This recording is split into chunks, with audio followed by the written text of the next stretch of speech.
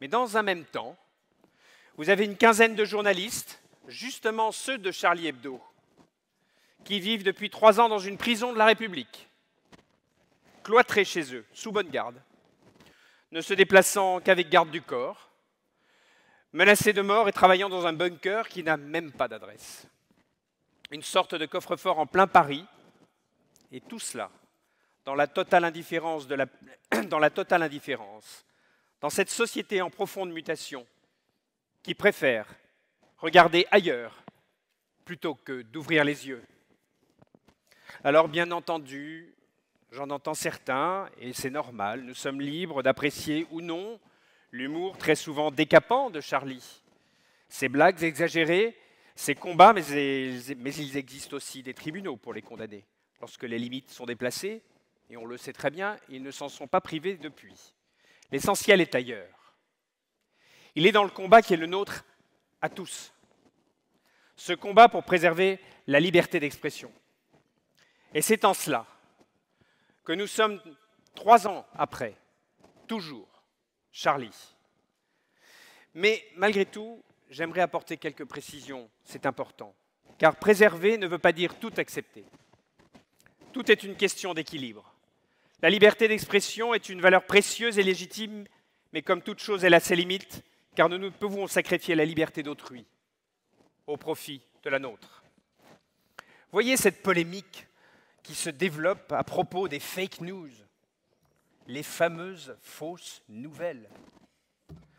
Oui, bien sûr, partagez tout et n'importe quoi sur les réseaux sociaux sans recul, sans vérification de la véracité des contenus et des sources, sans esprit critique, et cela au gré de nos humeurs ou de nos frustrations, est devenu un sport national, certains disent en période électorale, mais rassurez-vous, regardez un petit peu, ça se fait aussi en dehors des périodes électorales, et pas forcément uniquement avec les hommes et les femmes politiques. Mais tout ceci est particulièrement négatif. Ça favorise une défiance face à la gouvernance étatique, ça crée et propage de la haine entre les groupes sociaux, et en plus ça participe au délitement du lien social. Or, si nous voulons avancer et si nous ne mettons pas du lien social, je ne vois pas comment nous allons y arriver. Alors oui, il devient urgent que ces espaces de non-droit, que sont ceux des sociétés numériques, soient réglementés, bien évidemment.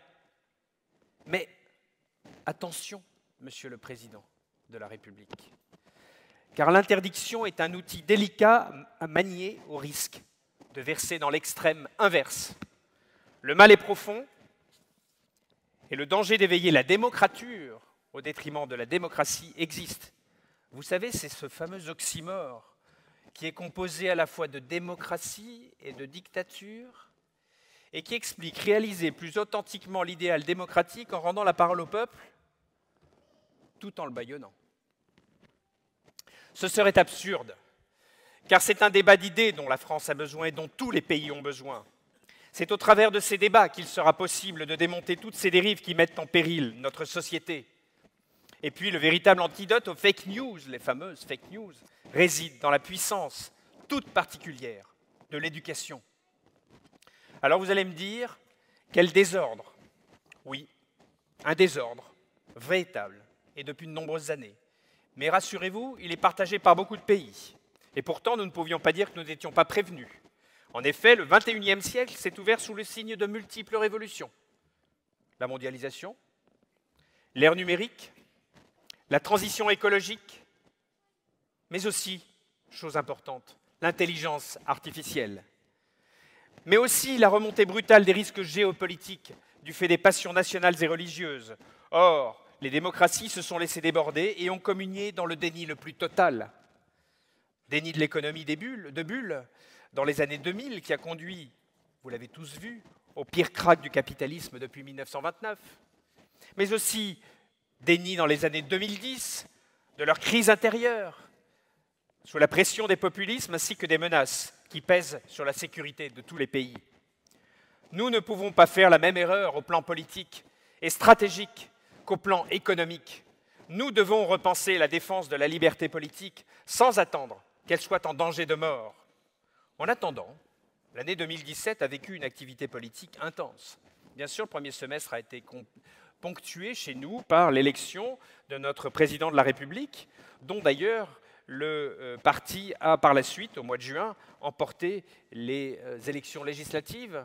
Tout ceci a été suivi notamment de la réforme du marché du travail, mais aussi, c'est important, d'affirmer le rôle qu'il veut jouer dans l'Europe.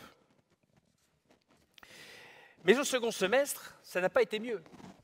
Nous avons eu les élections allemandes du second semestre qui n'ont pas été décisives pour l'avenir du politique allemand, malgré la coalition trouvée il y a quelque temps.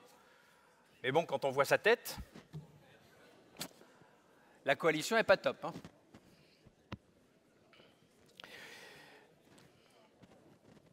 Mais nous n'avons pas eu que ça. Nous avons eu la dissolution du Parlement italien, qui derrière va entraîner des élections législatives qui auront lieu le 4 mars prochain. Enfin, nous avons eu aussi cet événement de Catalogne très mouvementé, qui fut grave d'ailleurs, et qui fut marqué par le vote illégal le 1er octobre sur l'indépendance, et conduisirent aux élections anticipées du 21 décembre dernier, qui se traduisirent par une faible majorité de 3 sièges pour les 3 partis indépendantistes. C'est tout de même important. Il existe donc des incertitudes politiques manifestes et nombreuses pour l'année prochaine, ou plus, disons déjà maintenant pour l'année en cours. Surtout si nous ajoutons les risques géopolitiques émanant de la montée des tensions dans la péninsule coréenne. Bon, à la faveur des Jeux Olympiques, ils ont l'air de retrouver quelques éléments qui font qu'ils ont l'air de mieux s'entendre. Bon, on a le droit de rêver. N'oublions pas non plus l'instabilité politique du Royaume-Uni ayant entraîné des élections législatives anticipées au 8 juin, dont le scrutin déboucha sur un Parlement sans majorité. C'est un peu dommage. Et pendant ce temps, celui que tout le monde affable, sur qui tout le monde tape, Donald Trump, qui semble d'ailleurs, chez lui, disposer du pire niveau d'approbation pour un président depuis bien longtemps, au bout d'1 an de mandat, profite d'une économie américaine en pleine santé, poursuit son chemin contre vents et marées, avec une administration qui, doit-on le préciser, a récemment travaillé et s'est concentré sur la réforme fiscale et a permis en décembre l'adoption par le Congrès d'un projet de loi prévoyant 1 500 milliards de dollars de réduction d'impôts. Une réforme fiscale, disiez-vous, ou disons-nous? Eh bien oui, une réforme fiscale que notre président semble vouloir aussi lancer chez nous, en France. Mais la méthode engagée, c'est bien là la question, est-elle la bonne? Manifestement, elle ne plaît pas beaucoup à grand monde. En tout cas, elle ne plaît pas aux communes. Il ne faut pas nous prendre pour des billes. On connaît trop bien la machine et on sait que la parole de l'État ne vaut qu'un an. Je vous rappelle, ces mots ne sont pas les miens. Ces mots ont été lâchés par l'un des cadres de l'Association des maires de France, résumant parfaitement l'état d'esprit des élus locaux face à la suppression de la taxe d'habitation voulue par Emmanuel Macron. En réalité, le problème va au-delà. En réalité, les modalités d'appréciation de l'autonomie financière des collectivités locales qui sont en jeu, et c'est la question de cette autonomie qui va devoir se poser dans le cadre de la prochaine révision constitutionnelle. Les maires de France veulent bien entendu conserver les marges de manœuvre nécessaires à la gestion des collectivités et attendent une redéfinition de la notion de ressources propres. Ressources propres, c'est toute la question. Le président de l'AMF et maire de la ville de Troyes a saisi à cet effet les sages du Conseil constitutionnel pour les alerter notamment sur l'article 5 qui soulèverait de très graves motifs d'inconstitutionnalité, soulignant le fait que ce texte avait été adopté par la seule Assemblée nationale. Il a estimé que les mesures annoncées pouvaient porter atteinte de façon particulièrement significative au principe constitutionnel de libre administration des communes, ainsi que des établissements publics de coopération intercommunale. Et à ce moment-là, au vice-président de s'y mettre, après le président de l'AMF, disant « c'est une réforme totalement disproportionnée, bricolée, fruit d'une grande improvisation ». Reste que le Conseil ne renonce pas à son rôle de gardien de la Constitution, car en effet, il note que la réforme ne réduit pas complètement l'ensemble des disparités de situation entre contribuables au regard de la taxe d'habitation, dans la mesure où une partie d'entre eux reste assujettie à cette taxe. Bon, certes, il a annoncé que d'ici 2020, les 20% restants s'en iraient aussi. Reste qu'entre-temps, il va falloir qu'on travaille sur la fiscalité. Le moment, justement, est venu, et ça, on doit tous insister là-dessus, il est venu de systématiser et d'approfondir les débats portant sur ce sujet. Il faut remettre entièrement à plat les principes de la fiscalité. Il faut s'interroger sur le rôle social réel des impôts et des autres prélèvements, ce que l'on ne fait pas depuis 30 ans, sur leur fonction légitime, sur leur volume souhaitable, sur leur juste répartition et sur leur modalité aussi de recouvrement. Vous allez me dire, bientôt, on va l'avoir sur les salaires, pour ceux qui ont des salaires, mais en attendant, la modalité de recouvrement, ça va au-delà. Il faut également comprendre le type de relation, et ça c'est important, entre l'État et le citoyen qu'implique chaque type de fiscalité, et plus profondément le genre de société que chaque type de fiscalité tout à la fois reflète et engendre. Aussi bien cette réflexion n'a-t-elle de sens que si elle prend les problèmes de suffisamment haut. En effet, la fiscalité n'est pas un phénomène autonome, ce n'est pas quelque chose qui est tout seul dans son coin. C'est une composante organique de la vie politique, c'est une composante organique de la vie économique, mais c'est aussi une composante organique de la vie sociale. Ben oui, on paye tous des impôts. À ce titre, ces principes ne peuvent être envisagés indépendamment d'une réflexion approfondie sur la nature et les missions de l'État et sur les modes de fonctionnement de l'économie. Car le poids des prélèvements obligatoires, on le sait tous, est trop élevé en France, au regard de l'utilité des dépenses qu'ils financent. Et il ne sera possible de réduire ces prélèvements qu'à la seule condition que les dépenses publiques soient réduites. Or, trop de dépenses publiques nuisent à la croissance économique. Tout démontre qu'une réduction de l'État permettrait à notre pays de retrouver une forte croissance. Regardez aujourd'hui les chiffres. La croissance mondiale est estimée à 3,8%. La zone euro y contribue à hauteur de 2-3%, et nous, même si ça s'est amélioré, on y contribue uniquement à hauteur de 1,8%. Ça n'est pas normal. Et c'est normal. Nous sommes, je sais qu'on est champion d'Europe sur autre chose, mais nous sommes champions d'Europe de la dépense publique. Avec 57% du PIB. Alors pour ceux qui ne sauraient pas ce que c'est que le PIB, c'est juste un indicateur qui permet de savoir ce que notre pays crée comme richesse. Et bien sur la totalité des richesses que nous créons, eh bien, il y en a 57% qui correspondent au déficit public. Nous devançons, alors que nous étions derrière lui avant, nous devançons désormais le Danemark, qui se contente de 52% en 2017.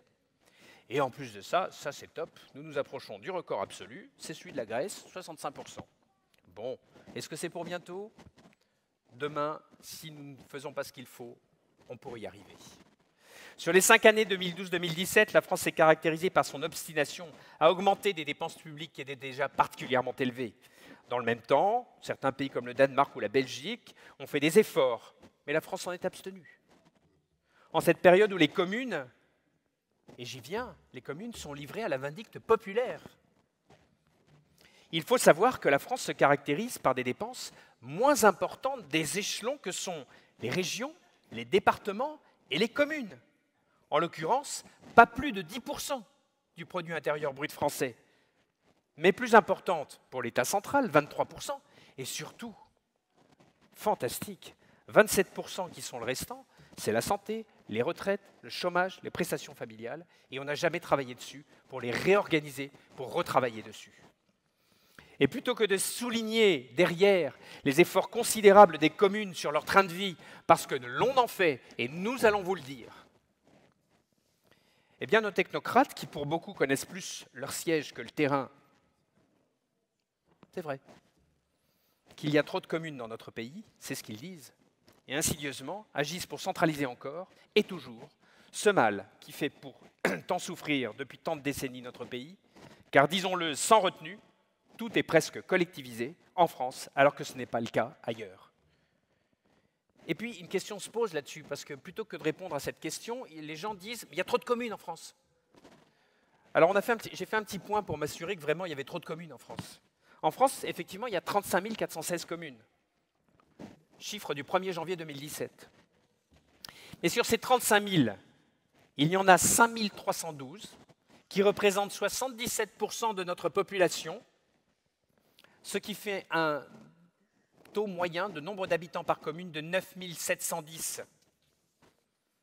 et en Allemagne, dont on se sert tout le temps comme référence, eh bien, une fameuse étalon de comparaison.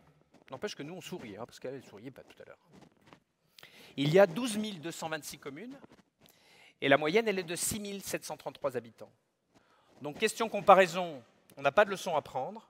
Question nombre de communes, on n'a pas de leçon à prendre non plus. Bien sûr, il y en a un peu plus de 30 000 qui ont moins de 2 000 habitants et sur lesquels il va falloir travailler, parce qu'il va falloir travailler et évoquer toute la problématique de la recherche de mutualisation, la recherche d'optimisation de ces communes. Mais il n'en demeure pas moins que nous sommes beaucoup plus concentrés que certains voudraient le dire. Alors de grâce, cessons d'affubler les communes de tous les maux, alors qu'elles sont la référence majeure du citoyen. Tout le monde se réfère à la commune. Et aujourd'hui, ils voudraient s'en séparer petit à petit, insidieusement. Et ce, il faut le dire, depuis la Révolution française. Nos technocrates sont vite convaincus qu'ils sont les seuls à connaître les remèdes pour soigner notre nation. Donc nous, on s'en fout. Vous, parce que vous êtes importants. Vous n'êtes pas non plus des faire-valoir. Nous, les gens qui gèrent les communes, on s'en fiche avec les technocrates qui pensent savoir gérer la commune. Mais non, le pays. Mais non, il n'y a pas que ça. Et ça, c'est important de le dire. Que notre pays se concentre plutôt sur une vraie réduction de ses dépenses publiques, réfléchie, fondamentale, et un grand pas alors sera franchi. Pour notre part, ici, nous nous sommes attelés avec détermination pour agir dans ce sens. Chez nous, et nous avons fait nôtre d'un très beau proverbe de notre et grand regretté Jean d'Ormesson. La plus haute tâche de la tradition est de rendre au progrès la politesse qu'elle lui doit et de permettre au progrès de surgir de la tradition comme la tradition a surgi du progrès. À cette tradition, nous avons donc voulu, ici, toute l'équipe, apporter, depuis plus de 3 ans que nous sommes ici, aux rênes de la commune, évolution, modernisme, avec pour objectif la prospérité de Saint-Germain-les-Corbeilles, de votre commune. C'est à vous. Et le plus fidèlement à ce que nous vous avions dit lors des élections. Alors je vais commencer par vous parler de ce que nous avons fait au niveau des finances. Rappelez-vous, notre objectif, c'était de mettre en place une rigueur de gestion totale, la plus précise, la plus claire possible. Nous avions donc à cet effet lancé un audit des finances en 2014, notamment à l'aide d'outils de prospective financière, pour anticiper et établir des simulations dans le cadre de méthodes justement modernes de gestion. Et surtout, pour améliorer le contrôle et la transparence des actions que nous menons, qui sont menées, de manière à ce que nous sachions où nous allons. Nous avons mis en place une comptabilité analytique, comme les entreprises, car une collectivité locale, quelque part, c'est une entreprise. Le client, c'est vous, et l'objectif, c'est de faire en sorte que les services que nous vous rendons soient les meilleurs possibles. Dès 2014, nous avons baissé les impôts. Et par la suite, nous avons maintenu et voulu figer l'imposition locale. Nous avons généralisé les appels d'offres. Vous allez me dire pourquoi je vous parle d'appels d'offres? Parce que c'est important, parce que tout ce que nous lançons comme projet passe nécessairement par des appels d'offres. Alors on va vous dire que pour des petits montants, on ne fait pas d'appels d'offres. Eh bien si, même pour les petits montants, on fait des appels d'offres. Parce que plus on pourra économiser, mieux ce sera. Ma grand-mère me disait, mon petit, c'est avec des petits rues qu'on fait des grands ruisseaux. Nous avons, et là, ce n'est pas suppression de la taxe d'habitation, nous avons mis en place un abattement de 10% pour les personnes handicapées et les personnes invalides sur la taxe d'habitation. Nous avons voulu, nous avons fait en sorte de maintenir la capacité d'endettement de la commune de telle manière que nous restions de façon importante, et ce, en date du 1er janvier 2018, très très loin du niveau moyen d'endettement par tête, par habitant, de toutes les communes de même strate que celle de Saint-Germain. Et puis, on vous en a suffisamment parlé, face à la baisse des dotations globales de fonctionnement. Pour la petite histoire, sachez qu'en 3 ans, on a perdu 500 000 €. Il faut les trouver. Nous avons fait 2 choses. La première, nous avons fait en sorte, par le travail fondamental que nous avons fait par étapes, nous avons fait en sorte que les charges à caractère général de la commune diminuent. 20%. 20% de diminution des charges à caractère général de notre commune, et nous n'avons pas changé le travail que nous faisons pour la commune. Mais nous avons fait aussi autre chose, c'est que nous avons fait une recherche extrêmement active des subventions auxquelles nous pouvons accéder. Et nous continuons, et probablement, sur un des projets majeurs qui est en cours sur la commune, nous allons avoir les subventions auxquelles nous espérions arriver. Vous allez me dire, on va parler de chiffres? Eh bien non. On ne va pas parler de chiffres parce que ce n'est pas le jour venu, sauf à se souhaiter la bonne année 2018. On va juste vous dire que ce problème des finances est important, que vous devez tous savoir comment nous envisageons les choses, comment nous voulons que ces choses évoluent. Donc d'ici février-mars, nous allons organiser une réunion publique au cours de laquelle nous allons pouvoir échanger de manière active sur ce sujet important qui est celui des finances de la commune. Alors je vous parle de réunion publique, j'en profite pour vous dire qu'on va en faire une autre. Elle n'est pas encore fixée la date. Et celle-là, elle va porter sur les couloirs aériens. Vous savez, on parlait des couloirs aériens, il y a déjà eu une réunion publique. On en a pas mal qui passent au-dessus de notre tête et qui ne sont pas sympathiques. Donc, nous avions depuis un moment lancé tout un travail de recherche de solutions pour que ces nuisances sonores qui sont générées par les avions, qui passent au-dessus de Saint-Germain comme de Saint-Pierre, mais aussi, Stéphane, au-dessus de Ris-Orangis, au-dessus du Coudray aussi, toutes les communes, nous sommes tous concernés. Là, il n'y a pas de politique, il n'y a pas d'âge, il n'y a rien du tout. Il y a juste qu'il y a des millions de gens, et juste au-dessus, 500 personnes qui travaillent à la Direction générale du contrôle aérien, et avec qui on n'a pas encore terminé de travailler de manière active. Il n'en demeure pas moins que depuis, et sur l'initiative de Jean-Michel Bonnet, habitant de Saint-Germain, qui malheureusement n'a pas pu être parmi nous ce soir, un comité a été créé à Saint-Germain-les-Corbeilles. Il a, en accord et en association avec Jean-Baptiste Rousseau, à Soisy-sur-Seine, créé ce qu'on appelle le comité Prise-Alt. C'est facile, c'est lui-même qui me l'a dit. Prise-Alt, prise d'altitude. Parce que le sujet, on vous l'avait déjà détaillé lorsque nous vous en avions parlé, le vrai sujet porte sur le fait que les avions doivent prendre de l'altitude quand ils décollent, parce que plus vite ils seront hauts et moins ils vont nous gêner. Alors on nous dit que les tests sont mal faits, on nous dit que c'est une affabulation. C'est marrant, ceux qui le disent, ils n'ont jamais piloté d'avion, mais par contre celui qui a fait ça, lui, il a été pilote de ligne pendant des années. Mais bon, on ne cherchera pas à comprendre pourquoi. En attendant, c'est le sujet. Et surtout, et ça on va le faire valoir auprès de l'ensemble des politiques, qui ont matière à pouvoir faire passer le message. Vous connaissez la TAP? C'est la compagnie aérienne portugaise. Alors eux, c'est même pas la peine, ils sont obligés de le faire à Lisbonne. Donc comme ils ont l'habitude de le faire à Lisbonne, ben, ils le font aussi à Orly. Donc ça veut dire qu'à Orly, ils font ça, mais que les autres, ils ne le font pas. Vous allez à Bâle-Mulhouse, c'est la même chose. Ils partent tous en altitude, parce que la ville est trop prête. Pourquoi alors y en a-t-il à Orly qui en font, d'autres pas? Pourquoi est-ce qu'à Bâle-Mulhouse, on le fait, et pourquoi on ne le ferait pas ici? Le sujet n'est pas terminé. Nous n'avons pas terminé de nous battre, tous maires confondus, tout élu confondu, à la réunion de Grand Paris Sud où tous les maires étaient réunis, ils ont tous dit d'accord, et ils sont tous d'accord sur le sens dans lequel nous allons. Et pour ce faire, il va falloir que nous fassions une autre réunion publique pour vous informer, surtout de l'étape dans laquelle nous sommes, puisque certains courriers recommandés, comme dit classiquement, avec accusé de réception, et l'accusé est arrivé hier, eh bien, nous allons faire cette réunion publique au cours de laquelle nous allons vous apporter des éléments complémentaires afin que vous compreniez exactement où est le fond du problème et que vous puissiez chacun, là où vous êtes, transmettre le message, accepter le message et pouvoir dire non, non. Vous-même, seul, non, on n'accepte pas parce qu'il y a des solutions et que ce n'est pas parce qu'il y a une structure faite de gens qui ont décidé que c'était comme ça et pas autrement qu'on doit se faire avoir parce qu'il n'y a pas d'autre terme. Mais pendant ces 3 années, depuis que nous sommes arrivés, il y a eu d'autres choses et notamment nous avons lancé beaucoup de choses dont nous voulions vous parler. Parce qu'en fait, finalement, aujourd'hui, on fait ce que certains font en faisant un petit journal qui s'appelle le bilan. Aujourd'hui, nous voulions vous en parler. Vous parlez de tout ce que nous avions fait, ce que j'ai commencé à faire sur les finances.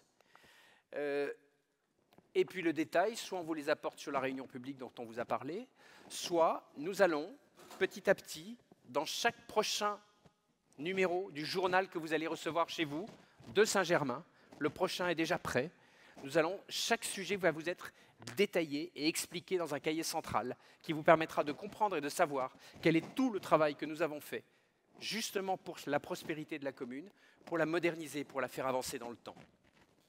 Qu'avons-nous fait? On a déjà commencé à travailler quelque chose d'ancien. Je vous parlais de mémoire en début de cérémonie. La mémoire de chez nous, elle est où? Elle est en partie à l'église. C'est une église qui a plus de 860 ans, qui est une église merveilleuse, splendide, qui date de l'époque cistercienne et qui mérite qu'elle soit entretenue. Nous avons fait en sorte que la toiture soit refaite, conformément aux règles des monuments historiques. Nous avons fait refaire les fondations. Et puis, l'église est importante, puisque l'ensemble du centre historique, nos prédécesseurs avaient commencé à réhabiliter le centre historique. Il fallait le faire en plusieurs étapes. La seconde, elle est sous notre responsabilité. Ça y est, c'est fait, c'est acté.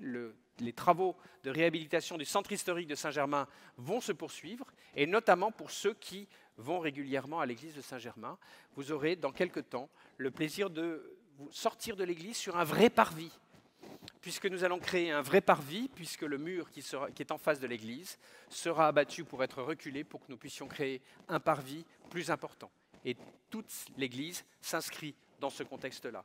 Et puis pour ceux avec qui j'ai pu en parler, on a eu quelques petits moments sympathiques. La cloche que vous entendez tous les jours n'est pas celle de Saint-Germain, puisqu'il n'y en a plus de cloche.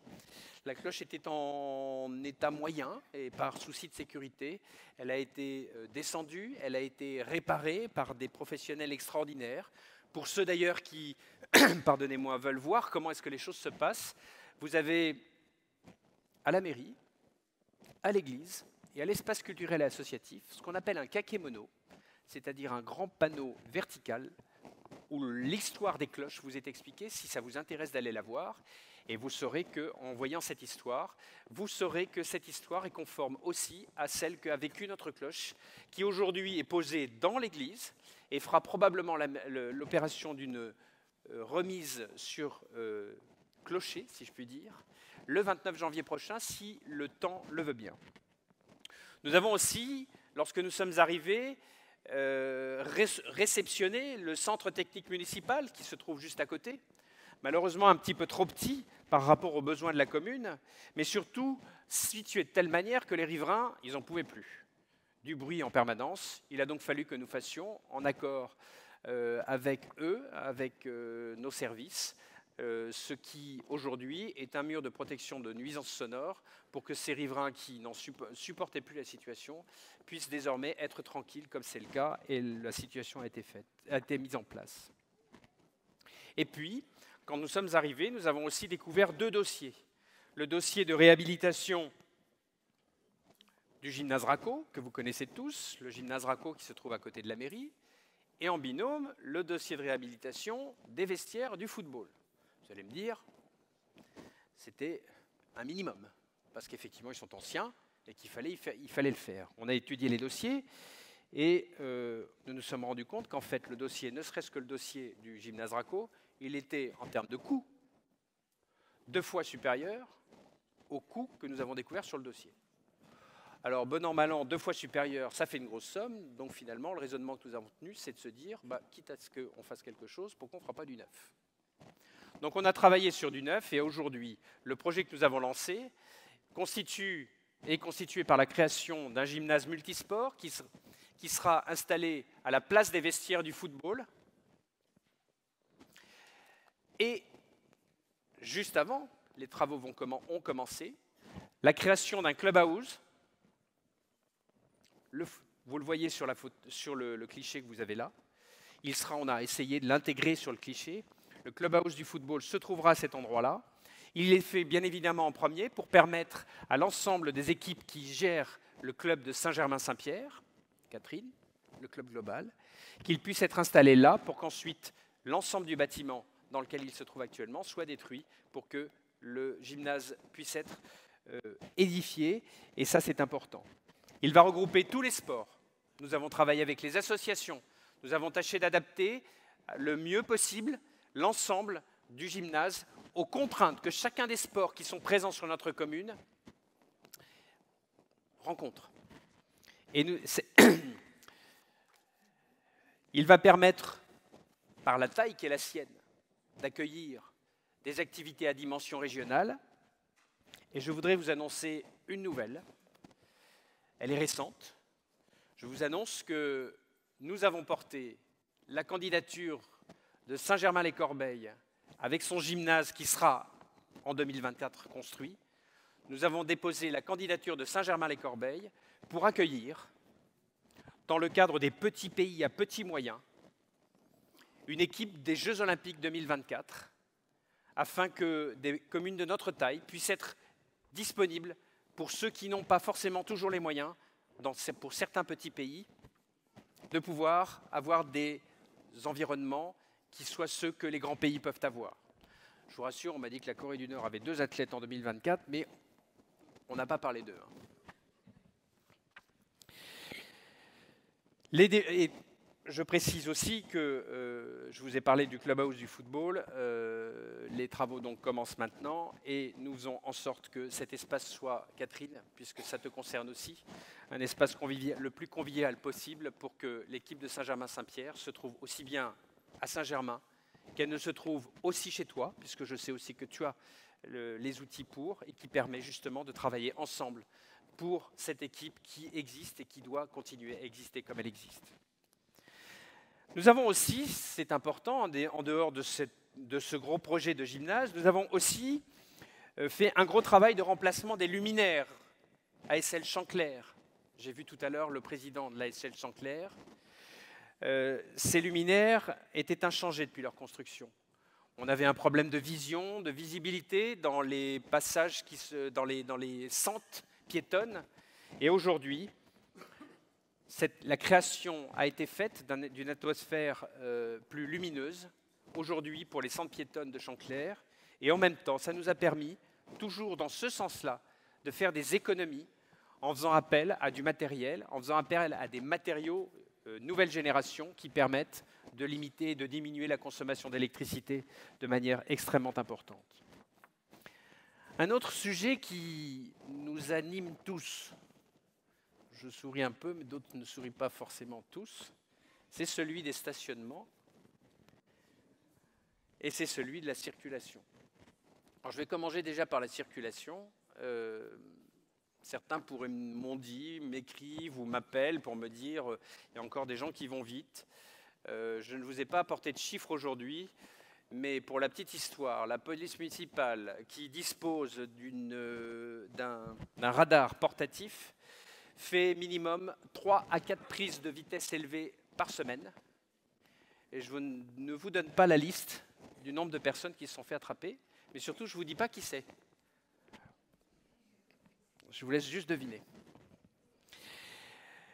Concernant les stationnements et la circulation, nous avions commencé en 2016 à travailler sur la Pointe Ringale. Donc ça, c'est notre zone économique qui se trouve le long de la Francilienne et où nous rencontrions, grâce notamment à la fameuse salle des spectacles qui se trouve là-bas, nous rencontrions des problèmes de vitesse et de stationnement anarchiques.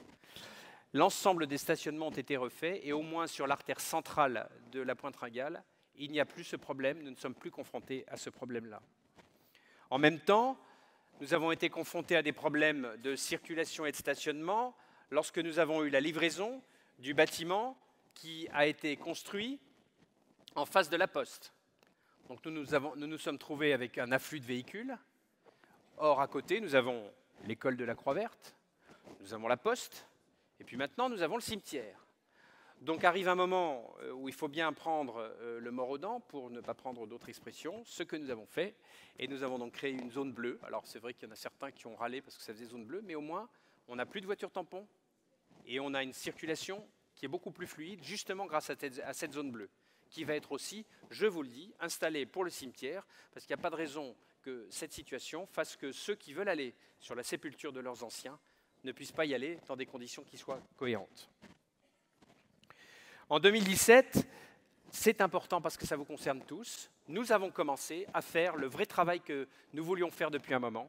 Nous avons lancé un vaste programme d'études sur ces stationnements. Mais le problème, c'est que la diversité, la difficulté l'évolution de la commune telle qu'elle a eu lieu, fait que les problèmes de stationnement ne sont pas les mêmes selon les quartiers. Vous avez des quartiers où vous avez de grandes avenues larges, comme les Chevreaux.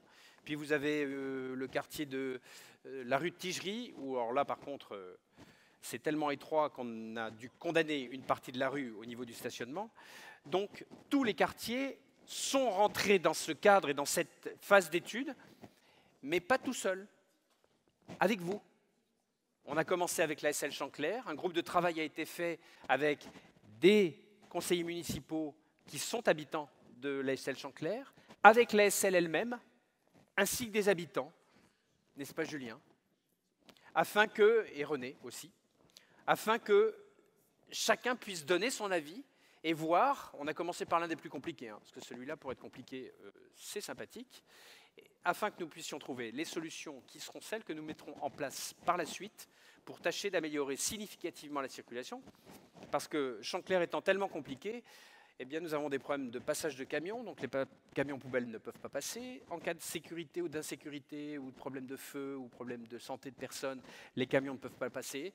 Donc il faut trouver des solutions pour que ceux qui y habitent ne se trouvent pas jetés parce qu'on leur demande de ne pas se garer là, mais qu'en même temps, tous les problèmes de sécurité et de fluidité de la circulation soient réservés, soient protégés. Nous avons aussi, et ça c'est pour nos enfants et c'était important, nous avons aussi procédé à la rénovation de la halte garderie. Elle était petite, sa capacité était faible. Les travaux qui ont été faits ont permis de créer une halte garderie plus importante. Aujourd'hui, nous avons un doublement de la capacité d'accueil de la halte garderie de Saint-Germain-les-Corbeilles et dans des conditions de qualité très intéressantes. Si même vous n'avez pas d'enfant mais que vous voulez le voir, vous serez les bienvenus. Allez voir, demandez à visiter. Vous verrez, quelque part, quand je vois la luminosité de cette halte garderie, je trouve que c'est merveilleux pour les enfants qui y sont, parce que voilà, ça fait partie des choses dont ils ont besoin, la lumière, pour pouvoir s'exprimer, exprimer leur joie et leur dynamisme lorsqu'ils ont l'âge qu'ils ont quand ils se trouvent dans cette halte garderie. On va continuer par la gendarmerie. Donc la gendarmerie, je vous en parle déjà, nous vous en parlons. Claude vous en parlait déjà avant. Il a lancé tout le projet de la gendarmerie depuis le début. Ça a avancé. Il nous fallait impérativement obtenir le permis de construire avant que le schéma directeur de l'Île-de-France soit acté. Pourquoi est-ce que je vous parle de ça? Tout simplement parce que ce schéma directeur transformait l'espace où va être la gendarmerie en zone d'agriculture naturelle. Donc il fallait qu'on le fasse avant. Ça y est, c'est fait. D'ailleurs, vous avez vu pour certains les panneaux. Voilà quels sont, après le concours d'architecte, voilà comment sera la gendarmerie, à la fois sur la partie gauche, ce que vous verrez de la route, qui est la partie professionnelle de la gendarmerie, et à droite, un aperçu de ce que seront les logements, puisque vous aurez 40 logements au sein de la gendarmerie nationale et de cet emplacement où ils vont se trouver. Pour précision, pour ceux qui ne s'en souviennent pas, nous aurons aussi la chance et le plaisir d'accueillir la brigade motorisée de Corbeil-Essonnes qui viendra en plus s'associer, messieurs, qui viendra s'associer à la gendarmerie de Saint-Pierre-du-Perret. Tout le monde sera ensemble là-bas avec un avantage considérable. C'est la sortie immédiate sur des axes de circulation rapides, puisqu'ils seront à côté de l'axe du TZ, site propre qu'eux peuvent prendre, ainsi que de la Francilienne. Et juste après, je vais vous parler d'une chose importante qui est liée directement à la gendarmerie. Si nous ne pouvions pas faire la gendarmerie, si nous n'avions pas fait ça avant le 30 décembre 2016, nous ne pouvions pas non plus réviser notre PLU, puisque si on le révisait, on mettait tout en l'air. Ça y est, c'est fait. Donc nous avons lancé les appels d'offres qu'il fallait pour avoir des aides à la maîtrise d'ouvrage compétents. C'est en cours. Nous avons lancé la révision du plan local d'urbanisme de la commune pour que, comme me l'a dit Alexandre, je ne tourne pas, me dit-il, une page et que je ne trouve pas une faute à chaque fois que je tourne une page. C'est lui qui me l'a dit, il est bon en urbanisme, moi je suis nul, donc je n'ai rien à dire. Nous avons aussi, depuis en 2016, lancé tout le processus de mise en accessibilité des bâtiments communaux, avec un agenda lourd, puisque c'est un processus qui se terminera fin 2022. Et ça, c'est important. Et enfin, vous l'avez là, nous avons, quand nous sommes arrivés, il y avait un projet qui se trouvait, si vous regardez le cliché qui est en bas, juste au coin du rond-point en diagonale de la Poste. Il y avait là un petit programme qui était en cours, mais alors le programme était en bord de route. On ne voyait plus l'église. Il était trop haut, il avait des toits comme ça, alors que de l'autre côté, on avait des toits comme ça. Donc forcément, ce n'était pas cohérent. Grâce et merci, Monsieur Ledoux, d'avoir accepté de travailler dans les conditions dans lesquelles on a travaillé avec vous. Donc grâce à vous et à votre architecte, nous avons pu retravailler le projet qui était là. Et nous avons aujourd'hui la possibilité de vous montrer l'état de ce que sera ce bâtiment. Il est en dessous, et dans lequel nous allons loger, sur 200 mètres carrés, la police municipale de Saint-Germain. Parce que je rappelle une chose, c'est autant pour vous, messieurs gendarmes, que pour la police municipale, qu'il faut que nous soyons, nous élus, respectueux de ce qu'ils sont et de ce qu'ils font. Or, loger la police municipale là où elle est, c'est indécent. Vous logez là où vous êtes, c'est pas top. Bien, visiblement vous êtes d'accord. Donc à partir de là, il fallait impérativement que nous fassions ce travail. Claude avait déjà lancé le projet, la gendarmerie, donc nous avons lancé et continué à travailler avec lui sur ce sujet-là. Et quant à la police municipale, il n'était pas question une seconde qu'elle reste là où elle est. Elle sera, et d'ailleurs les locaux seront clos et couverts et hors d'eau dès le mois de juin prochain. Et il y aura ensuite plusieurs mois pendant lesquels Madame Butel, la responsable de la police municipale, qui est déjà à l'origine de 2 créations de postes municipales, de police municipale, pardonnez-moi, elle va faire un travail intense de réaménagement et d'aménagement des locaux dans lesquels la police municipale se trouvera, c'est-à-dire au coin qui se trouve ici. Et je répète encore, Monsieur Ledoux, merci, parce que nous n'aurions pas pu le faire si vous n'aviez pas accepté que nous travaillions de cette manière-là. Alors la police municipale, parlons-en. Elle a évolué, la police municipale. Et de quelle manière? Désormais, elle est constituée de 9 policiers et d'un agent de la sécurité de la voie publique. Et prochainement, et vous le voyez là, ou là, avec une unité cynophile.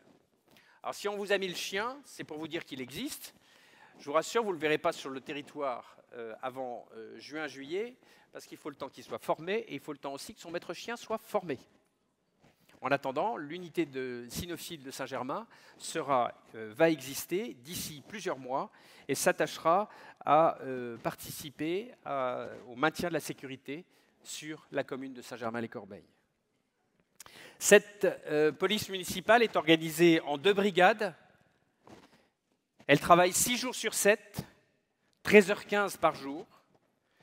Et ça va de la sécurisation des écoles tôt le matin à la sécurisation des commerces, à la fermeture des commerces. Nos axes sont confirmés, nous l'avons dit, nous le répétons, ce sont la proximité et la sécurité.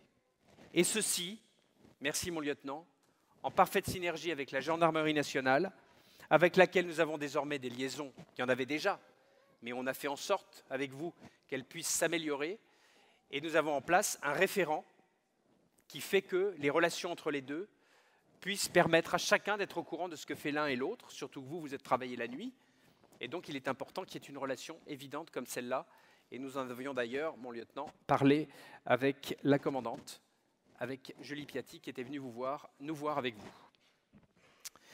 Nous avons aussi, vous le savez, une vidéoprotection. Elle avait commencé à être mise en place par Claude à l'origine, ça a continué. Il y a surtout eu une implantation importante de nouvelles caméras avec un matériel de dernière génération, ce qui est extrêmement important.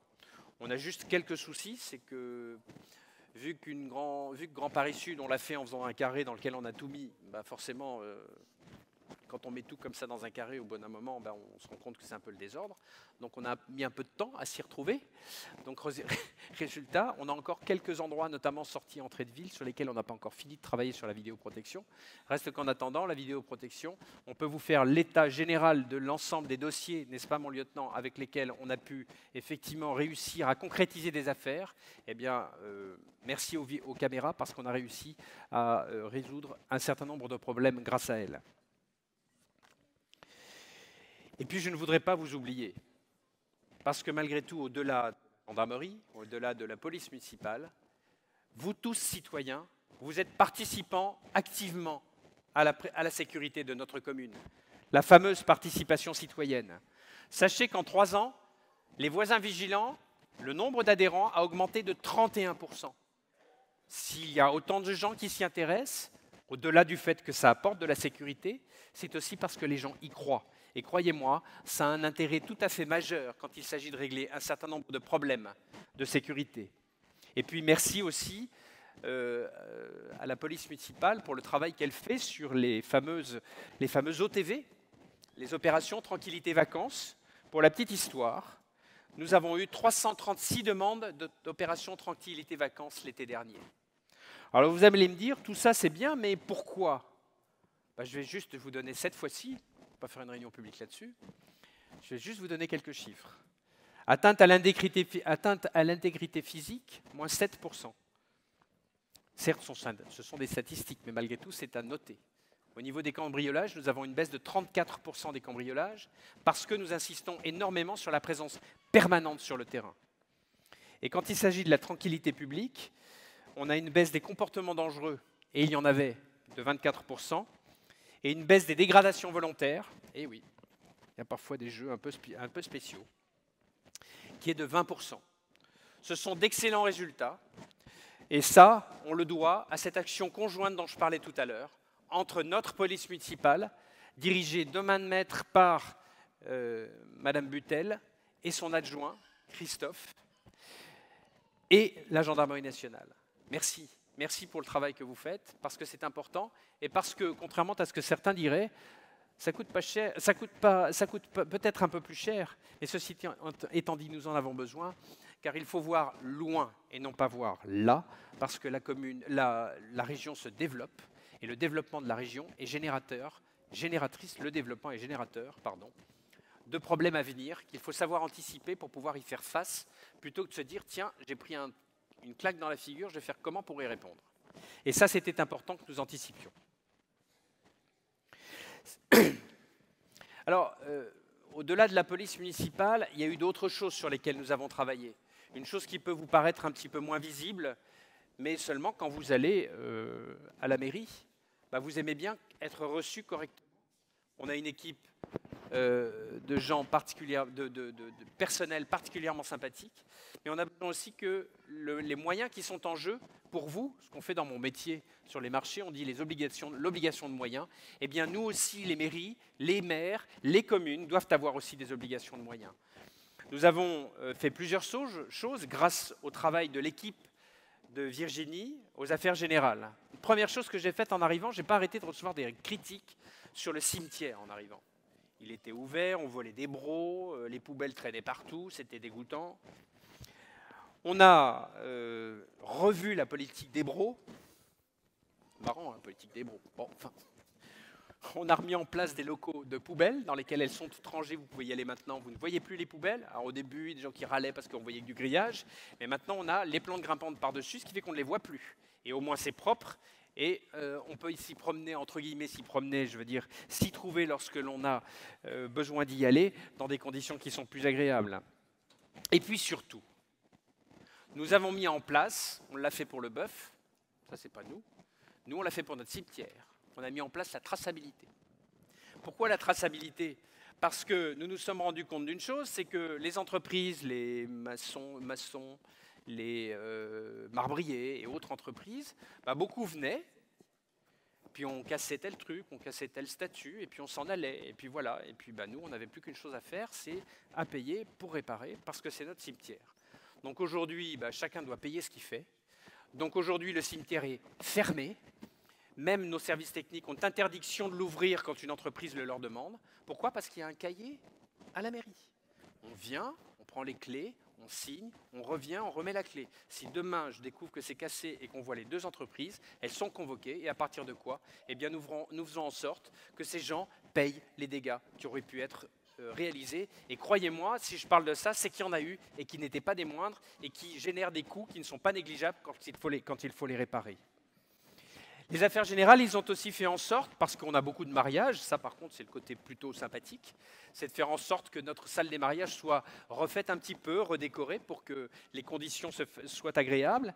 Elles ont travaillé de manière active sur le recensement, supervision, organisation, traitement remarquable, mais aussi sur l'organisation des élections, pour la petite histoire, mais ça c'était aussi avant. Ils font un énorme travail pour les élections, et d'ailleurs la préfecture s'en félicite et a envoyé un satisfecit à leur égard sur le travail qu'ils font au niveau des élections. Et nous avons, après ce recensement, nous passons à la diapo suivante, réaménagé l'accueil de Saint-Germain. Comme vous pouvez le voir, nous avons sur la gauche le guichet unique, où nous avons pu d'ailleurs installer Evelyne, qui travaillait avant la police municipale, mais pour des raisons de sécurité, il n'était pas question qu'elle se trouve seule là-bas. Donc elle est là et participe activement avec l'équipe à l'accueil des habitants de la commune, mais aussi à ce que l'ensemble des demandes qui sont faites puissent trouver une réponse rapide, efficace et de qualité. Donc meilleur service, accessibilité, et puis surtout, comme vous pouvez le voir, on a mis un point numérique pour toutes les consultations qui puissent être faites par les gens qui en ont besoin. Et tous les mois, par la même occasion, nous avons mis en place, pardonnez-moi, une permanence pour les cartes d'identité, puisque désormais, vous pouvez, tous les mois, profiter d'un système portable, en accord avec la préfecture, pour que vous puissiez, le cas échéant, faire refaire les cartes d'identité. Et je ne parle pas que des gens de Saint-Germain, c'est ouvert à toutes les communes avoisinantes, puisque c'est portable et que ça se fait tous les mois dans différentes communes. Nous avons aussi, et ça c'est important, fait en sorte que les tâches administratives, c'est très important pour vous, fassent l'objet d'une dématérialisation, parce que certaines sont rébarbatives, et parfois il est bien mieux de pouvoir les traiter, grâce à la technologie d'aujourd'hui, de façon dématérialisée, pour éviter le déplacement, qui est toujours un peu embêtant et long, en mairie. Et enfin, une chose importante, nous avons mis en place ce que la loi permet maintenant, c'est-à-dire la modernisation du droit de la famille. Désormais, les PACS, par exemple, vous pouvez les signer et les mettre en place directement à la mairie. Alors vous allez me dire maintenant, on a parlé de sport, on a parlé d'organisation administrative. Parlons un petit peu de ce qui fait aussi la vie des enfants, des adultes, la médiathèque, la musique, la culture. C'est important, contrairement à ce que certains pourraient penser. La culture est un élément qui, pour nous, pour notre équipe, est indispensable. Alors, ce n'est pas simple, bien évidemment. Avec les moyens qui sont les nôtres et qui diminuent, il faut réussir à trouver des solutions qui sont parfois difficiles à trouver. Il n'en demeure pas moins que notre médiathèque, par exemple, dispose déjà désormais d'un portail remarquable, modernisé, en ligne directe sur Internet. La médiathèque elle-même a été complètement réaménagée avec des espaces modernes, accueillants, conviviaux, et ce qui permet, quand on est libre, parce que tout se passe bien, de lancer des projets.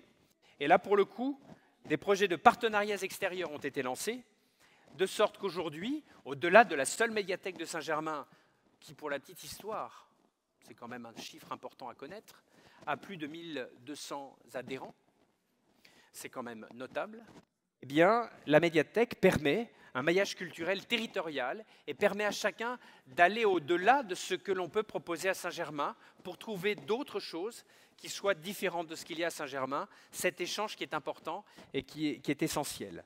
C'est une capacité à pouvoir élargir le public. Quant à la saison culturelle, elle est particulièrement dynamique. Et nous sommes arrivés avec le directeur de la culture un petit peu au sens dans lequel je voulais que nous arrivions. Quand je suis arrivé, il y avait des activités culturelles, il y avait 10 personnes, 15 personnes, pas plus. Alors c'est vrai, ce que j'ai dit, ça n'a pas plu. Parce que je suis arrivé, j'ai dit, moi, la culture élitiste, j'en veux pas. Comment voulez-vous que je dise autrement qu'élitiste? Ils sont 10 ou 15 à venir voir des trucs qui peuvent être intéressants. Je suis désolé, la culture, elle est faite pour tout le monde. Tout le monde doit s'y intéresser. Et si on n'a pas de culture, eh bien on se retrouve dans la situation dans laquelle nous sommes dans nos sociétés, où on ne veut pas développer la culture. On en a besoin de cette culture, quelle qu'elle soit, diverse, variée. Donc en fait, on a réfléchi à une chose et on s'est dit, tiens, on va faire un fil conducteur de la culture toute l'année, avec des choses qui vont attirer. Des 10, on est passé à 80 maintenant pour certaines réalisations. On va faire ce fil conducteur, et ce fil conducteur, il va être ponctué d'éléments plus larges, plus importants, à savoir les salons.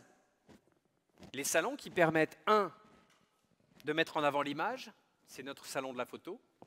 Deux, de mettre en avant le son et la musique, c'est notamment ce qui était créé depuis un moment, le festival Univers Guitare, sans oublier bien évidemment la fête de la musique que nous avons voulu recentrer et qui maintenant est au centre de la commune et non plus uniquement sur le Mail où peu de monde allait. Et troisième point, l'écrit et l'oralité du geste, c'est-à-dire le salon du livre. Les retours sont extrêmement positifs et nous ont permis de, et j'espère que nous allons pouvoir continuer comme ça, créer justement ce fil conducteur et cette culture que nous voulons ouverte pour tout le monde. Alors, on disait qu'il y avait un paradoxe à Saint-Germain, on en parle souvent quand il y a le repas des anciens, parce que le repas des anciens, maintenant, on est obligé de le faire en 2 jours, parce qu'il y a plus de 440 personnes, donc ici, c'est interdit au niveau sécurité, donc on le fait en 2 jours. Donc on se dit, bouh, ça vieillit. Ben non, parce qu'il y a autant d'enfants. On a une augmentation de 10% des enfants dans les écoles. Donc on a 2 pôles énormes. Donc l'éducation, dont je vais vous parler à la fin. Et puis on a notre conseil municipal des jeunes qui est là, et nous sommes très heureux qu'ils soient tous là. Mais on va parler d'abord des anciens. J'aime pas le mot. Au bout d'un moment, on devient ancien quand on a passé un cap. Bon, tous ceux qui ne travaillent pas, bon, voilà. Et ça, c'est le rôle du CCAS.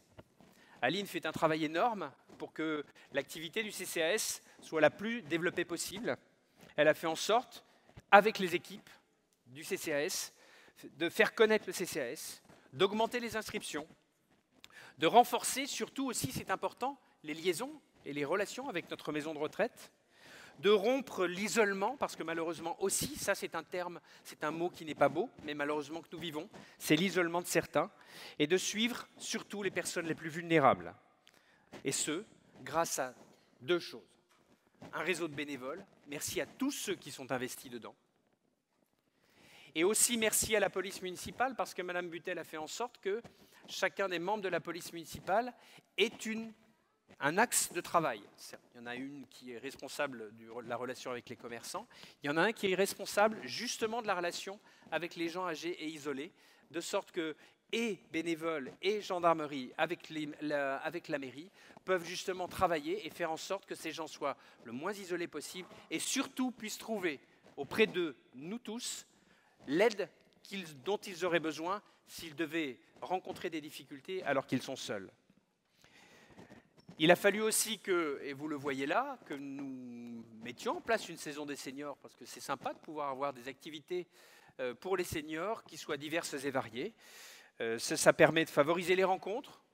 Je parle de la pétanque, je parle de la marche, je parle des soirées cinéma, mais aussi des soirées photos. Nous avons, nous aussi, dans le cadre de la réorientation du budget, décidé que nous supprimions, nous vous en avions parlé et vous étiez tous d'accord, le repas qui était organisé l'été pour maintenir bien évidemment le repas de Noël, mais bien évidemment en le supprimant, on a récupéré des fonds qui nous ont permis justement de développer cette saison des seniors et d'offrir des sorties, des voyages à ceux qui sont intéressés, et il y en a de plus en plus. Élément d'ailleurs sur le plan des budgets que nous avons mis sur les colis été, parce que eux aussi nous les avons remplacés, et ils ont été récemment remplacés, un par un voyage à Chartres. Comme ça, ils sont allés voir les vitraux de Chartres, qui sont moins beaux, m'a dit la dame des monuments historiques, que ceux de Saint-Germain. Ils sont déjà classés chez nous. C'est la même couleur, c'est le même bleu. Mais aussi à Giverny. Alors, une chose importante dont je voulais vous parler en dehors du CCAS, c'est le jumelage. Le jumelage s'est fait en plusieurs étapes. La première étape, c'est quand on a fait la connaissance de Thomas Albert de la ville de Rosbach en Allemagne, le tout via le tournoi de football, puisque lui, il est très ancien, ce tournoi de football sur Saint-Germain-les-Corbeilles. Et c'est à cette occasion, en discutant avec Thomas, qu'à l'époque, nous avions trouvé qu'il était intéressant d'envisager que nous puissions avoir un autre jumelage, d'où le jumelage que nous avions mis, vous le savez tous, en 2015, en place, avec la ville de Ciechanowiec, en Pologne. Donc aujourd'hui, nous sommes jumelés avec 3 autres communes, une qui n'existe plus, parce qu'elle ne marche plus, c'est la ville de Luton en Angleterre. Donc nous réfléchissons à la suite que nous allons y donner. Mais par contre, avec un travail actif qui est fait avec à la fois la ville de Rosbach en Allemagne et la ville de Ciechanowiec en Pologne. Et je veux remercier activement, et c'est important, il faut que vous le sachiez parce qu'elle a fait un énorme travail, je veux remercier activement Nathalie Legrand qui a fait un énorme travail sur cela, qui a créé ces relations avec tout le monde, qui ont permis ce dynamisme qui fait qu'aujourd'hui on se connaît, on s'appelle, on a ces relations. Alors tout n'est pas parfait, parce que c'est pas simple, on est loin, mais pour autant, surtout la Pologne, mais pour autant, ce jumelage existe. Et nous devrions encore avoir des événements cette année dans le cadre du jumelage. Ça a permis aussi de mettre en place un certain nombre de choses, notamment en 2016, où nos amis allemands sont venus. On a visité le château de Versailles, ils ont découvert ce qu'étaient les macarons de Réau. Ça les a complètement subjugués, mais ils étaient tout heureux. Ils sont repartis avec des tonnes de sacs de macarons. Et en même temps, en 2017, nous avons créé le premier trophée du golf de Saint-Germain-les-Corbeilles, suivi d'un barbecue avec l'ensemble des joueurs allemands et français. Et nous voulons pérenniser cette relation golf qu'il peut y avoir et que nous avons créée entre l'Allemagne et la France. On ne peut pas avec la Pologne, parce qu'à part faire du canoë-kayak, chez lui, à Ciechanowiec, je n'ai pas vu un endroit où on pouvait faire juste, ne serait-ce qu'un trou de golf. Il m'a promis qu'il essaierait de voir, mais il y a trop de forêts autour de chez lui. Dans les activités aussi qui sont importantes pour vous tous, nous avons fait un énorme travail, Gilbert a fait un énorme travail sur le carnaval. Ce carnaval nous fait vivre à tous un succès croissant depuis 2014 à 2017, puisque Gilbert me disait que la fréquentation elle a doublé, puisqu'on a plus de 1000 personnes maintenant qui assistent au carnaval de Saint-Germain-les-Corbeilles. Chaque année, enfants, adultes, plus grands adultes, participent tous à la création du personnage, à la création de l'ensemble des événements qui vont permettre à ce carnaval de s'organiser et de faire effectivement ce travail de jonction entre le temps froid, la pluie, la neige, et l'arrivée du beau temps, l'arrivée du printemps. Les associations aussi, avec une journée des associations extrêmement active. Depuis 2014, et il l'était avant, mais en ce qui nous concerne, depuis 2014, nous avons constaté que le succès était permanent sur la journée des associations. Nous avons plus de 40 associations qui viennent se présenter sur une journée entière. Et tout ceci autour d'activités diverses et variées, qu'elles soient sportives, qu'elles soient culturelles. Et c'est ce qui fait la grande diversité de ce modèle que nous avons sur Saint-Germain-les-Corbeilles.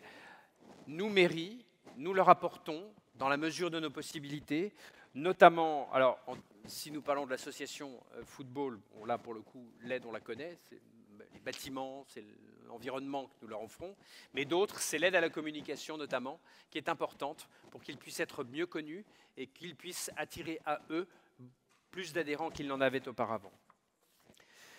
Nous avons aussi, depuis que nous sommes arrivés, voulu travailler, et ça n'est pas simple, surtout avec la création des communautés d'agglomération, Cazes à l'époque quand nous sommes arrivés, Grand Paris Sud maintenant, nous avons voulu travailler sur le développement économique.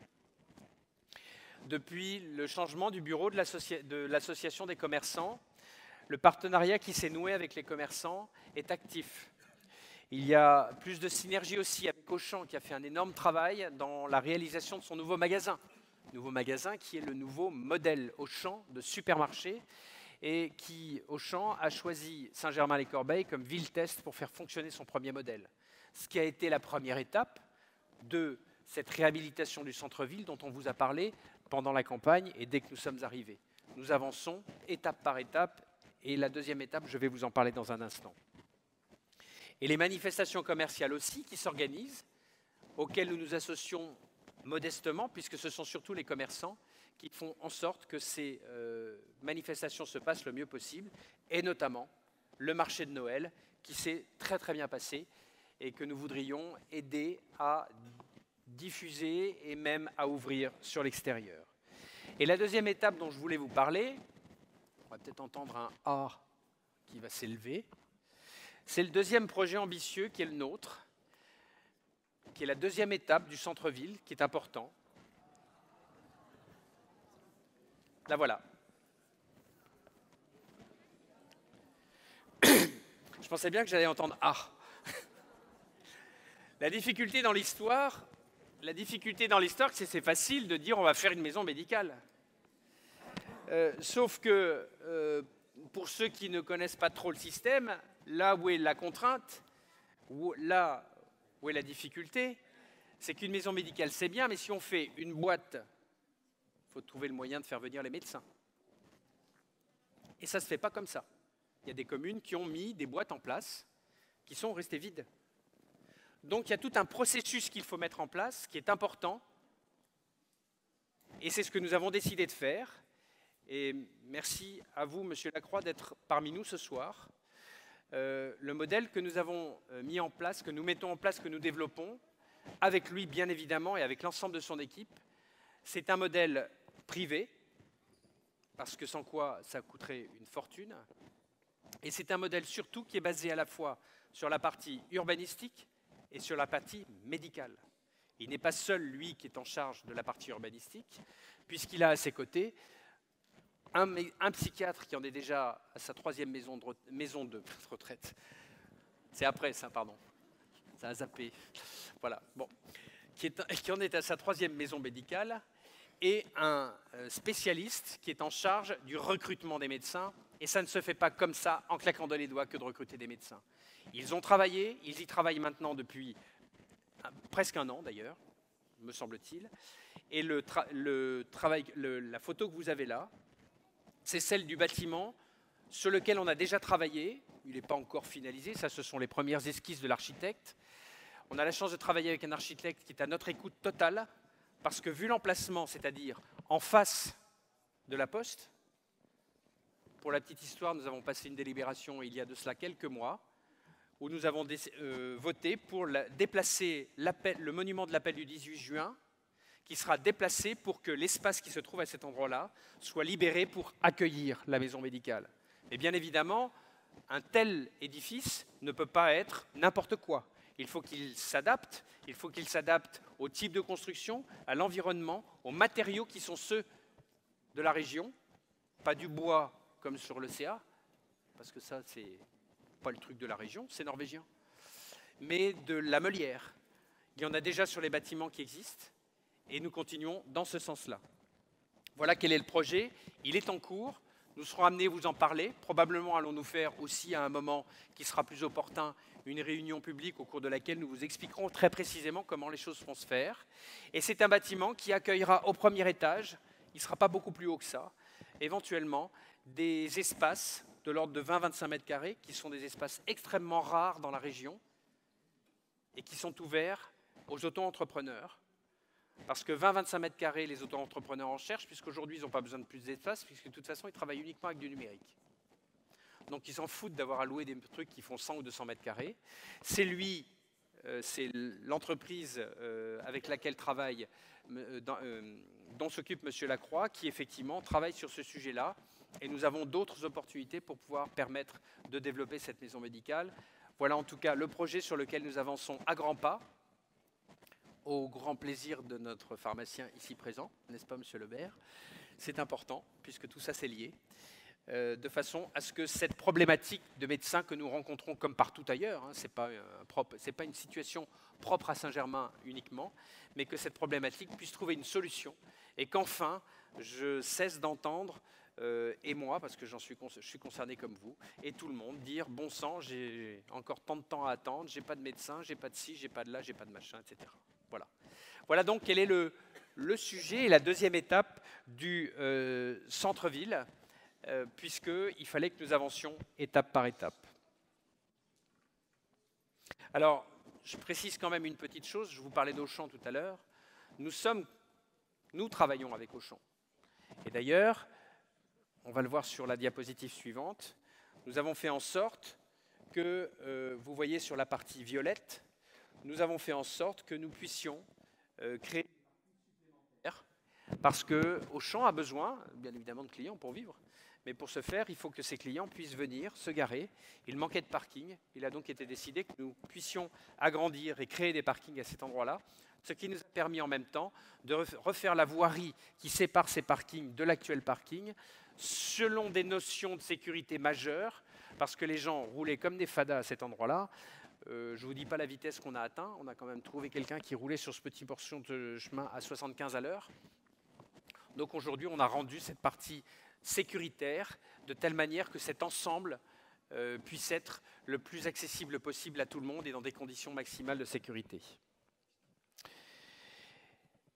Et puis finalement, pour la fin, nous ne serions pas complets si nous ne parlions pas de nos enfants, de notre jeunesse et de ceux qui en fait, finalement, font notre avenir. Alors, en 2014, ce n'était pas simple pour nous. Pour toutes les communes, ce n'était pas simple parce qu'en 2014, on nous a dit « vous allez faire les rythmes scolaires ». Donc on va repasser à 4 jours et demi. Ah mais attendez, on s'en fout que vous ayez des problèmes. Vous allez repasser à 4 jours et demi. Et débrouillez-vous. Alors bien évidemment, débrouillez-vous, ça a un coût. Donc selon les communes, les coûts ont été plus ou moins importants. Comme on était contraint de le faire, on a un peu joué les empêcheurs de tourner en rond au début en bloquant les écoles le premier jour. Pas les élèves, hein. On a juste bloqué pour l'entretien, parce que j'étais allé voir les directrices d'école en leur disant tant pis, le ménage pendant la semaine, c'est vous qui allez le faire, parce que personne ne va venir travailler. Bon, c'était une façon de montrer qu'on n'était pas content, mais bon, au-delà de ça, on n'a pas pu aller au-delà, on a continué, on a appliqué les rythmes scolaires, et surtout ce que nous avons fait, qui est beaucoup plus intéressant, nous avons créé des salons ludiques. Les fameux salons ludiques, c'est-à-dire des lieux qui sont des lieux intermédiaires où les enfants peuvent être accueillis lorsque les parents ne sont pas encore rentrés, travaillent, ne sont pas là. Des fameux salons ludiques qui ne sont pas là pour qu'on leur apprenne encore des choses, puisque c'est la partie de la journée où l'enfant va se reposer. Alors on va me dire, mais l'enfant, il faut qu'il dorme. Non, ce n'est pas vrai. J'ai travaillé là-dessus, j'ai lu des livres, travaillé avec des responsables de crèches et d'écoles. Non, la première étape d'un enfant lorsqu'il se repose, il fait ce qu'il veut. Le seul souci pour nous, c'était de lui offrir un espace dans lequel il pouvait faire ce qu'il voulait, encadré bien sûr par des adultes, pour que sécuritairement parlant, les choses se passent le mieux possible. Alors il peut les faire n'importe comment, vous le voyez là, allongé, debout, bon ils ne font pas encore le poirier à cet âge-là, n'importe comment, mais au moins il se repose, il se vide la tête, et il passe cet espace, il passe ce temps, il élimine ce temps de la journée où on lui a imposé les choses. C'est normal, ce n'est pas une critique le fait d'imposer, c'est juste qu'il est à l'école et qu'on lui apprend des choses. C'est fatigant pour l'enfant, le soir, le salon ludique lui permet de faire ce qu'il veut en fonction de ce que nous lui proposons et dans les conditions qu'il décide et non pas les conditions qu'on lui impose. Sauf que, on a restructuré en 2015 les accueils des écoles. La prise en charge des enfants s'est faite de 16h à 19h15, puis ensuite on a fait en sorte que la prise en charge s'étende de 7h30 jusqu'à 19h15, et nous avons réussi à le faire sans augmentation de coûts. L'année suivante, 2016, il y a un décret, joli décret, qui annonce que les communes vont pouvoir revenir, si elles le souhaitent, à l'ancien système.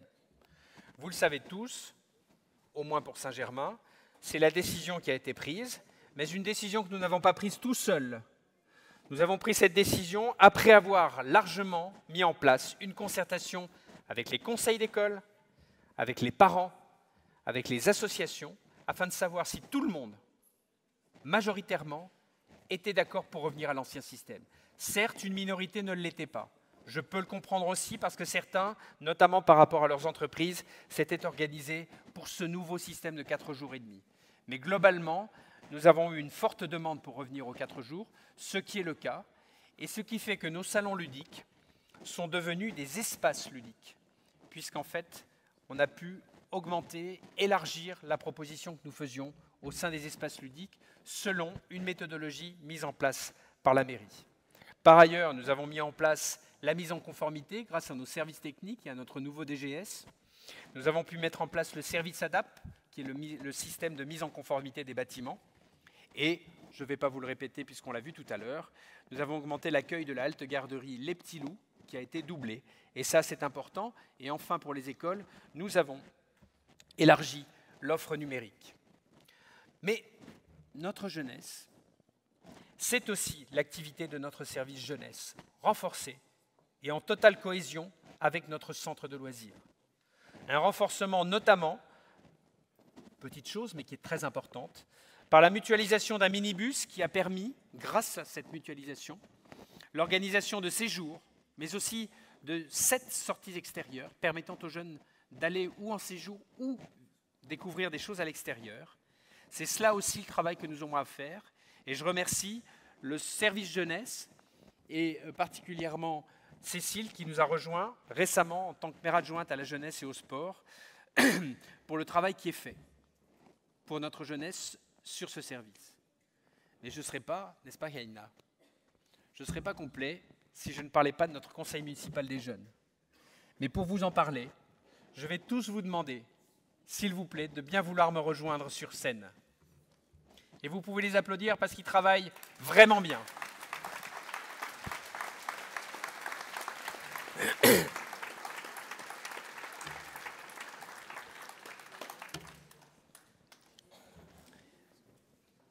Venez, venez.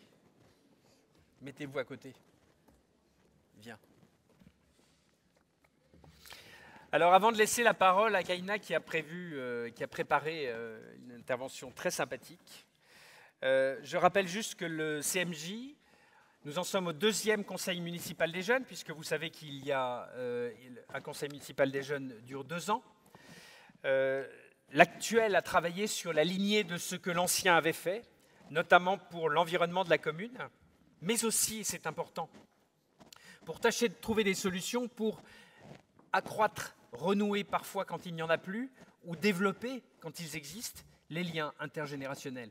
C'est important. C'est comme ça que fonctionne une société. Elle ne fonctionne pas chacun dans son coin, elle fonctionne avec tout le monde, et tout le monde ensemble. Les jeunes ont autant à apporter aux anciens que les anciens aussi, et il faut qu'ils soient à l'écoute, ont aussi à leur apporter. Et ça, c'est important de le souligner, parce que l'idée a été et développée avec eux de mettre en relation des jeunes dont les parents travaillent et qui restent seuls avec des personnes âgées pour tisser des liens amicaux, goûter, jeux ludiques et échanges. Mais aussi, et ça on va la voir juste après, la dictée intergénérationnelle. Voilà. Une dictée intergénérationnelle, chaque année, qui permet effectivement ce vrai lien, et là sur la pratique du français, la pratique de l'orthographe, et ça, c'est un point majeur. Mais ceci étant dit, pour dire plus et mieux sur le CMJ, il n'y en a qu'une, c'est sa présidente, et je lui laisse la parole.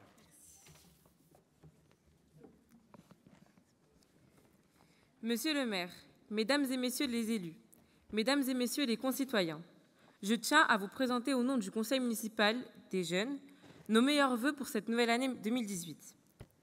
En mars 2017, nous avons été élus, mes camarades et moi-même, au sein du CMJ afin de mener à bien différents projets, tant culturels, sportifs et sociaux, au sein de notre ville.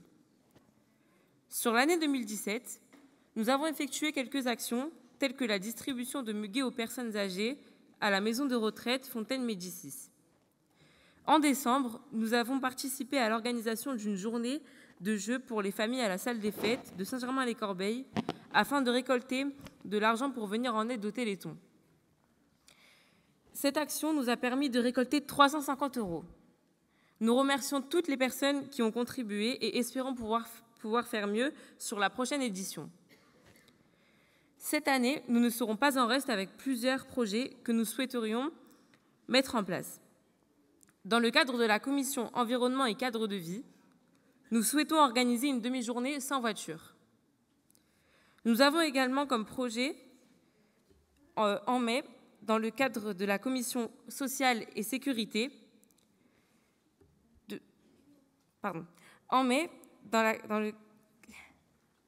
C'est pas grave, prends ton temps. Prends ton temps, là.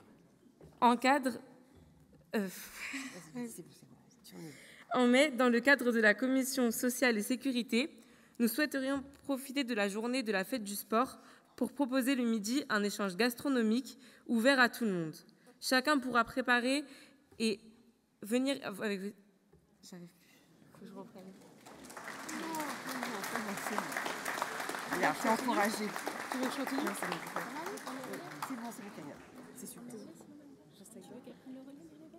C'est bon. Juste à côté de toi. En mai, dans le cadre de la Commission sociale et sécurité, nous souhaiterions profiter de la journée de la fête du sport pour proposer le midi un échange gastronomique ouvert à tout le monde.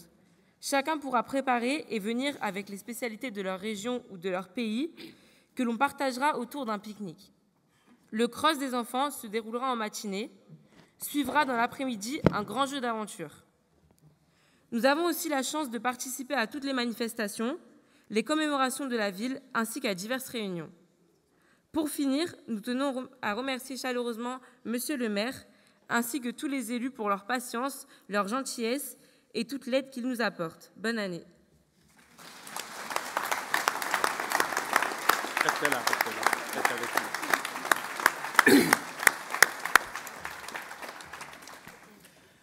Alors je ne serai pas, et nous ne serions pas complets aujourd'hui, et notamment avec Raina et avec l'ensemble du conseil municipal des jeunes, si nous ne terminions pas sur deux éléments importants. Premièrement, et on va tous les appeler un par un, vis-à-vis de ceux de nos jeunes qui ont eu des résultats remarquables au bac. Donc nous allons les appeler un par un, pour ceux qui sont là, et je citerai ceux qui ne sont pas là pour des raisons d'organisation ou de présence, d'absence sur le territoire de Saint-Germain, afin que nous puissions leur remettre un présent qui a été prévu par la mairie pour les résultats qui ont été les leurs au baccalauréat. Je vais en premier lieu, alors je sais qu'elle est absente, elle n'est pas là sur Saint-Germain, mais je reprends le terme que l'on m'a donné, donc je suppose que je ne ferai pas d'erreur. Mais c'est sa mamie qui est là pour venir chercher le présent qui lui est destiné.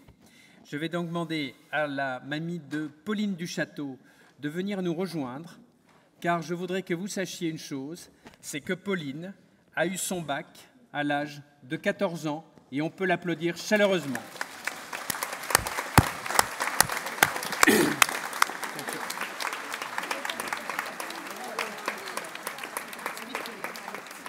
Oui. Alors,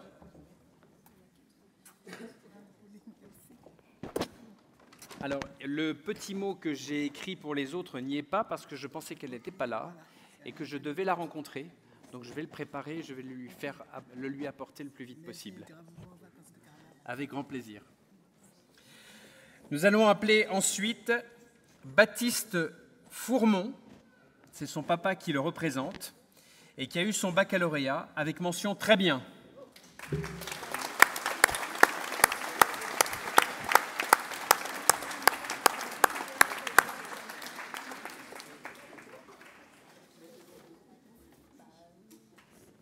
Tiens.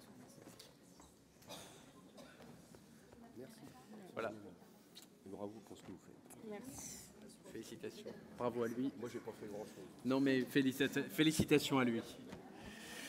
Nous allons maintenant appeler Charline Pommeret, que j'ai eu le plaisir de rencontrer tout à l'heure, qui a eu son baccalauréat avec mention très bien. Et on m'a même précisé 20 de moyenne générale. Félicitations, bravo.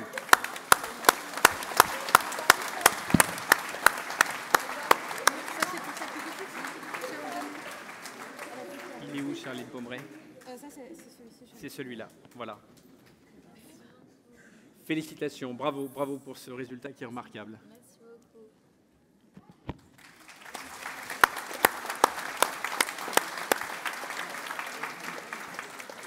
Je vais appeler sur l'estrade Noémie Efti, qui a aussi eu son bac avec mention très bien.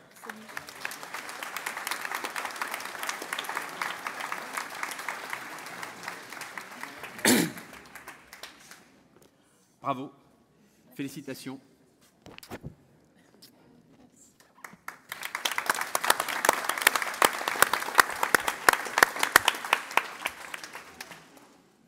Thomas Merland, mention très bien aussi au bac.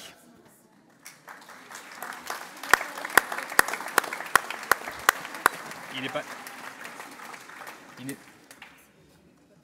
Il n'a pas pu venir, bon. Mais en tout cas, bravo à lui, et j'aurai le plaisir de le rencontrer plus tard. Bravo. Alors là, je nomme les noms. Donc Léa L'Huillerie, qui est absente et qui n'a pu être représentée, avec mention très bien. Nicolas Huneau, mention très bien aussi, qui n'avons pas réussi à l'avoir au téléphone. Et... Il est là? Ah, il est là. On m'a dit qu'il n'était pas là. Ah ben dans ce cas-là, il faut qu'il vienne.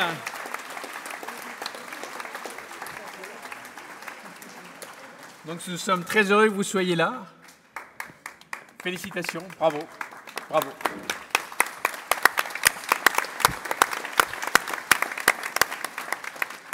Et pour terminer sur cette gamme des mentions très bien, Laurane Vépierre qui n'est pas là? Non. Qui n'est pas là ce soir. Si elle est là? Si elle est là. Alors, qu'est-ce que c'est? Content de vous avoir avec nous. Il est où le... Il est là, il est là. Faut lui donner. Vas-y. Bravo, félicitations.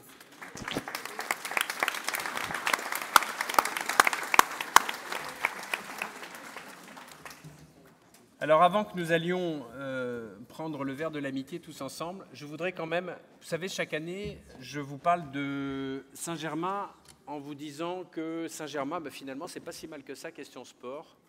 Rappelez-vous, quand nous avions inauguré le premier anniversaire du jumelage avec la Pologne, nous avions eu la chance d'avoir Claude Makélélé qui était venu pour donner le coup d'envoi du premier match. Et puis au fur et à mesure du temps, on a commencé à découvrir un certain nombre de choses. Une équipe de golf avec des jeunes qui sont tous négatifs, ça fait rêver tous les golfeurs. Un jeune garçon qui est pilote automobile, qui conduit en kart, qui vient de faire les 24 heures du Mans et qui a notamment couru les 24 heures du Mans kart avec l'ancien champion d'Europe 2008, donc un gros niveau. Avec son papa, ils viennent de monter une écurie automobile. Et puis nous avons à côté un super club de tennis d'un niveau remarquable. Il faut savoir que je ne me rappelle plus, et qu'il ne m'en veuille point, le nom de ce garçon qui a plus de 45 ans, qui a été vice-champion du monde de la catégorie des plus de 45 ans.